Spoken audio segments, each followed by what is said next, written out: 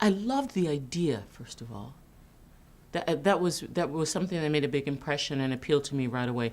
Gospel goes classical. I thought, wow, what is that exactly? Because I'm a person who grew up in the church and grew up singing gospel music, and that's my family had a little singing group when I was a small child. We were three, my brother, my sister, myself, and we were called the Inspirational Children of God, and we used to go around to different churches and perform. And it, in fact, was my brother who did most of the solos, and I was the one in our family who was the most shy, the most awkward, and the one who was very much attached to my mother. And one Sunday, my brother was sick, and my mother said, well, Denyce, you have to, sing this solo. And I said, I cannot do that. I can't possibly do that. There's no way I can do that. And she didn't realize she was creating a monster. I mean, what she created in that moment, gave me the life that I have today. So for me, gospel going classical is so much of my entire background, from gospel to classical. So it piqued my interest right away. I thought, gee, what's that? And then I had and then I listened and watched the DVDs, and I thought it was tremendous. And I loved how many people this idea resonated with. I mean, the theaters were full. People were so excited. And I thought, my goodness, look at what's going on here and look at what it is that they're doing. And so this wasn't the first season that we were trying to organize something together. I think this is the second or third season, and we were finally able to make it work. So I'm pleased to be here and thrilled to be a part of it. Well, I'm happy to be here, and it's as it should be, in fact, isn't it? To bring those two different genres together. And I think it's no mistake that, the African-American woman in particular finds herself in classical music. I did a project some years ago called Church that I produced myself because I was speaking with a friend of mine in New York City talking about all of the different people who grew up with gospel music, but went into many different genres of music, and some stayed in gospel, and some went into pop, and some went into R&B, and some went into Broadway, and some went into classical. And I thought it'd be great to do a project and get all of these women together with this gospel thread that connects us all, but these women who have had the same sort of nourishing ground, but have gone off into different directions. And so we're closer than most people realize. We're not so far away at all in terms of gospel and classical music. Gospel music absolutely informs my music making. It has been my bedrock, and it has been my first musical framework through which I draw from. Any sort of musicality things that I do with my own particular flavor that I add to my art songs and my arias are coming from gospel music. That was the music that I first heard. It was the very first music in my ears. And so it's very much in my blood tissue, it's in my DNA. I do, sure, of course I remember that moment very well. BB and CeCe Winans performed as well. I think it was talking about the healing power of music and what that music has the power to express that which is inexpressible when we don't find the words, because music is another kind of language. It's richer, I think, than our actual words.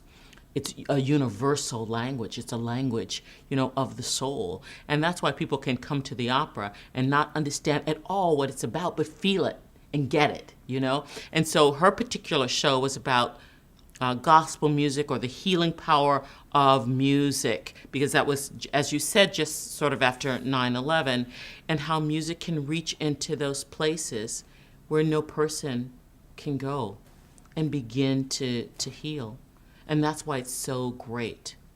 That's why it's such a great gift that we're privileged to have here on the earth. It comes straight from God, I think, these wonderful things, wonderful gifts that we have here on the earth. It's a fabulous story. There's much to tell you actually about that. There's a lot to say. I don't know which story I'm going to tell you, but it's really sort of an amalgamation of all these different confluences that happen simultaneously. You know, it was sort of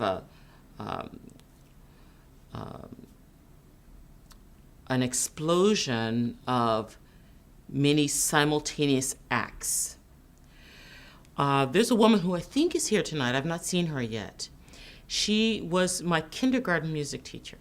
She was my music teacher from kindergarten through 6th grade. Her name is Judith Grove. And as I said earlier in our discussion that I was a child, very awkward, you know, very socially awkward, you know, not very popular, very attached to my mother, and terribly, terribly shy. And I didn't want to go to kindergarten, and I remember this very well.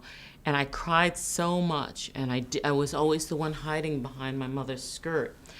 And I cried and cried until they started playing music. And they started playing music, and I thought, oh, how wonderful. Isn't this fantastic? And then they would take us to music class, I don't know how many times, 2 or 3 times per week. And I loved going. And then I loved going to school because of the music. There was this, my music teacher from kindergarten, I had the same music teacher from kindergarten through 6th grade. And then every once in a while, as I got a little bit older, she'd give me a little solo, you know, 2 or 3 measures to sing in something. When I graduated elementary school to go to junior high school, unbeknownst to both of us, she became the music teacher at the same junior high school. And I ran into her in the hall and said, oh my goodness, what a pleasure to see you again. I didn't know that you would be here. She said, I didn't know you would be here. She got me involved then in All City Chorus. She said, do you know about All City Chorus? I said, no.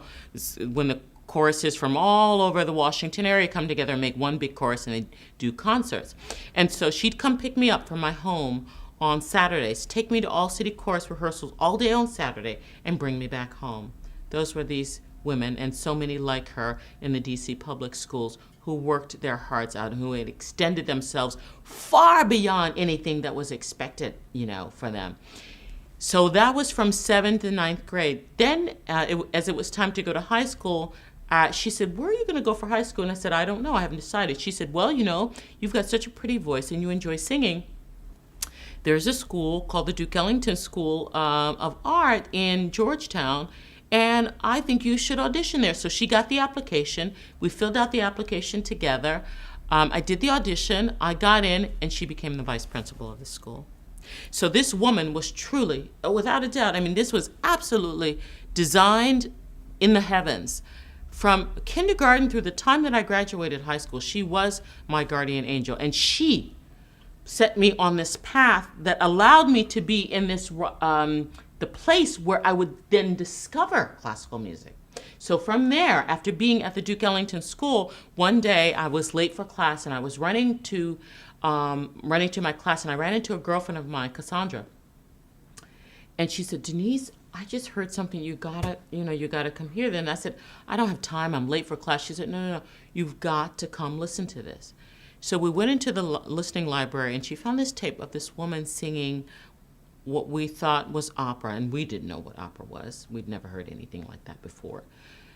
And this woman, here she was, singing the most absolutely exquisitely beautiful melodies with a voice straight from the heavens. And that was the voice of Leontine Price. And she and I made a pact that day in the library. We said, this is what we're going to do. This is what we're going to do with our lives. We're going to become like her.